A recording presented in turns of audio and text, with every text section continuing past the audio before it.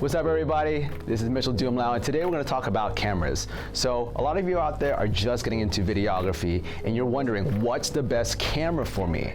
So there's a lot of different cameras out there. I mean, you can even use your phone if you want to. You can use a GoPro if you want to, or you can even use a RED camera. Either way, there's a lot of options for you, but you have to figure out what your situation is. If you're recording a vlog in your house, you don't need a RED camera, because the RED camera is going to be used for more of the cinematic feature film movies or commercials that need that type of resolution for visual effects. Now, if you're shooting a short film, you're not going to shoot that on a GoPro, because the GoPro is very limiting. You don't have any lens attachments to have different types of angles and depth of field. So let's say that you're a beginner and you just want to do vlogging. I think there's some really great options out there. For me personally, I started off with the Canon T3i. That's pretty old school right now, because they're probably at the Canon T3 levels right now. But that whole series, a Rebel series, is very helpful, because it's an inexpensive camera. You have the Canon lenses that you can choose from. It's really good quality, and if you really just want to get into vlogging, it's pretty much a straightforward camera.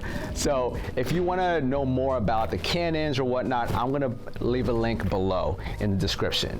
And then another camera that I think is pretty good for beginners is the Panasonic GH5.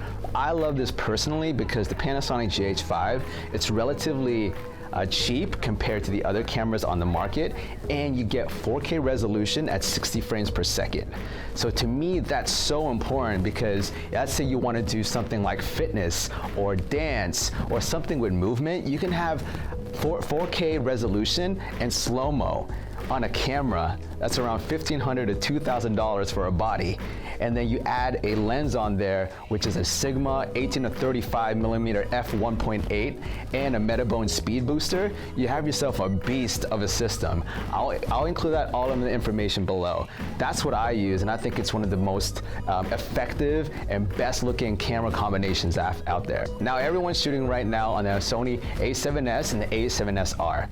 These are great cameras because they're really good in low light. So figure out your situation. Let's say you want to do some event coverage. If you're going out there doing weddings or events and you want a camera that's going to be great in low light, the Sony is your best bet. It has a full frame sensor, it's great in low light, you have amazing lens options with the Zeiss lenses, and you also have a very small compact camera that you can throw onto a gimbal and a stabilizer. And it's really compact. I mean, you can actually just hide this in your purse, you can hide this in your pocket, and you can actually be really incognito with the Sony A7S and the A7R.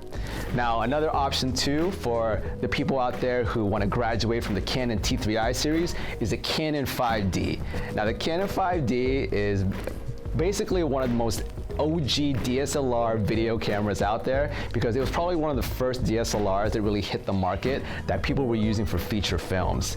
Now they've actually created, the 4K version, so you can actually shoot in 4K with a 5D camera in full frame. I think the price point is around $3,000 and up. So what you get with this camera is also amazing stills. And so if you also want to do stills and videography, I think the 5D is a great option for you, just because the 5D itself as a photography camera is so beautiful and it just looks great. Plus you have access to all the Canon L lenses out there, which make everything crisp and sharp and beautiful.